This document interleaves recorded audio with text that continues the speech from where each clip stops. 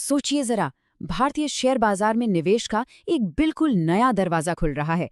Health care का एक ऐसा हिस्सा जो अब तक सिर्फ प्राइवेट कंपनियों के हाथ में था, वो पहली बार पब्लिक मार्केट में आ रहा है। और हाँ, ये निवेशकों के लिए एक बहुत बड़ा मौका बन सकता है। तो चलिए फटाफट देखते हैं कि आज हम गॉर्डियम आईवीएफ के इस आईपीओ के बारे में क्या-क्या समझने वाले हैं। हम बात करेंगे कि ये बाजार कितना बड़ा है, आईपीओ की डिटेल्स क्या हैं, कंपनी के फाइनेंशियल्स कितने मजबूत हैं, इसमें रिस्क क्या-क्या है और सबसे जरूरी बात, ये भारतीय शेयर बाजार के लिए एक नई कहानी की शुरुआत कैसे हो सकती है। तो सबसे पहले ये समझते हैं कि आखिर इस सेक्टर में इतना दम क्यों है। गॉर्डियम आईवीएफ जिस मार्केट में है, वो कोई छोटा-मोटा मार्केट नहीं है, बल्कि बहुत तेजी से बढ़ रहा है। ये आंकड़े देखिए, कहानी बिल्कुल साफ है। भारत में आईवीएफ सर्विसेज की जो डिमांड है, वो ग्लोबल एवरेज से लगभग 2 गुनी स्पीड से बढ़ रही है। और इसकी वजहें भी हम सब जानते हैं। लोग अब देरी से शादी कर रहे हैं, करियर पर फोकस कर रहे हैं और साथ ही फर्टिलिटी ट्रीटमेंट्स को लेकर जागरूकता भी बढ़ रही है। तो एक बहुत मजबूत बेस तैयार है सेक्टर के लिए। और ये सिर्फ ग्रोथ की रफ्तार की बात नहीं है। जरा इस नंबर पे गौर कीजिए।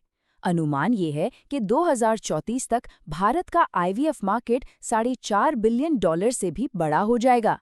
ये आंकड़ा साफ साफ बताता है कि क्यों बड़ी बड़ी कंपनियां और इन्वेस्टर्स इस सेक्टर पर अपनी नजरें गड़ाए हुए हैं। चलिए, अब आते हैं मेन कहानी पर। गॉर्डियम आईवीएफ, जो भारत में पब्लिक होने वाली अपनी तरह की पहली कंपनी बनने जा रही है। तो ये गॉर्डियम आईवीएफ है क्या और करती क्या है? देखिए, इसकी शुरुआत 2009 में डॉक्टर मनिका खन्ना ने की थी। ये एक बहुत ही smart hub and spoke model पर काम करती है। मतलब बड़े शहरों में मेन सेंटर्स हैं जो छोटे शहरों के क्लिनिक्स को सपोर्ट करते हैं। ये कंपनी मुश्किल से मुश्किल फर्टिलिटी केसेस को हैंडल करने के लिए जानी जाती है और अब सिर्फ इलाज तक ही नहीं रुकना चाहती, बल्कि mother and child FMCG products में भी उतरने का प्लान बना रही है। ठीक है, अब जरा नंबर्स की बात करते हैं। मतलब इस आईपीओ में पैसा कितना लग रहा है और कैसे। तो देखिए, आईपीओ का पूरा साइज है 165 करोड़ रुपए और एक शेयर की कीमत 75 से 79 रुपए के बीच रखी गई है। इसमें जो सबसे जरूरी बात है, वो है 90 करोड़ का फ्रेश इश्यू। इसका मतलब ये पैसा सीधा कंपनी के पास जाएगा, जिसे वो नए क्लिनिक खोलने और बिजनेस को बढ़ाने में लगाएगी। और अगर कोई रिटेल निवेशक है, तो उसके लिए मिनिमम इन्वेस्टमेंट करीब 15,000 रुपए का होगा। अगर कोई इसमें दिलचस्पी रखता है, तो ये डेट्स बहुत जरूरी हैं। आईपीओ 20 फरवरी को खुल रहा है और 24 फरवरी को बंद हो जाएगा।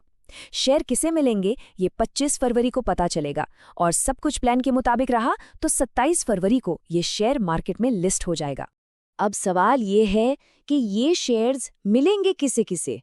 तो देखिए, 50% हिस्सा तो बड़े इंस्टीट्यूशनल इन्वेस्टर्स यानी क्यूआईबीज के लिए हैं, 15% एचएनआई के लिए और 35% हिस्सा रिटेल निवेशकों के लिए रखा गया है, जो कि काफी अच्छा पोर्शन है। और एक और मजेदार बात, आईपीओ आम पब्लिक के लिए खुलने से पहले ही बड़े बड़े खिलाड़ियों ने इसमें अपना भरोसा दिखा दिया है। मेरू इन्वेस्टमेंट फंड और हॉर्नबिल ऑर्किड इंडिया फंड जैसे बड़े एंकर इन्वेस्टर्स से कंपनी ने करीब 50 करोड़ रुपए पहले ही जुटा लिए हैं। मार्केट में इसे एक बहुत पॉजिटिव साइन माना जाता है। चलिए, अब जरा कंपनी की तिजोरी में झांकते हैं। देखते हैं कि फाइनेंशियली ये कंपनी असल में कितनी मजबूत है। और यहाँ पर जो आंकड़े हैं ना, वो सच में हैरान करने वाले हैं। जरा इस टेबल को देखिए। गॉर्डियम आईवीएफ का नेट प्रॉफिट मार्जिन है 27% से ज्यादा। मतलब हर 100 रुपए की कमाई पर 27 रुपए का सीधा मुनाफा। और अगर इसकी तुलना अमेरिका की एक बड़ी कंपनी प्रोग्यूनी से करें, तो उसका मार्जिन सिर्फ 4.5% के आसपास है। इसी तरह रिटर्न ऑन इक्विटी भी जबरदस्त है, जिसका सीधा मतलब है कि ये निवेशकों के पैसे पर कहीं बेहतर रिटर्न बनाकर दे रही है। और ऐसा नहीं है कि ये बात सिर्फ हम कह रहे हैं। कंपनी के इस बेहतरीन प्रदर्शन को मार्केट के बड़े बड़े एनालिस्ट भी देख रहे हैं। कई ब्रोकरेज फर्म्स ने इसकी मजबूत पोजीशन और ग्रोथ की संभावनाओं को देखते हुए इसे सब्सक्राइब करने की सलाह दी है। लेकिन रुकिए, हर कहानी के दो पहलू होते हैं, है ना। हर निवेश के साथ कुछ न कुछ रिस्क तो जुड़ा ही होता है और कंपनी ने भी अपनी चुनौतियों को नहीं छुपाया है। तो सवाल यह है कि यहाँ पर वो कौन सी बड़ी चिंताएं हैं जिन पर नजर रखनी चाहिए। और यहीं पर एक बहुत बड़ा रेड फ्लैग सामने आता है। देखिए, ये बिजनेस पूरी तरह से अपने काबिल डॉक्टरों और मेडिकल स्टाफ के दम पर चलता है, लेकिन कंपनी में एम्प्लॉय के नौकरी छोड़ने की दर, जिसे एट्रिशन रेट कहते हैं, वो बहुत ज्यादा है। वित्त वर्ष 2025 में ये 63% थी।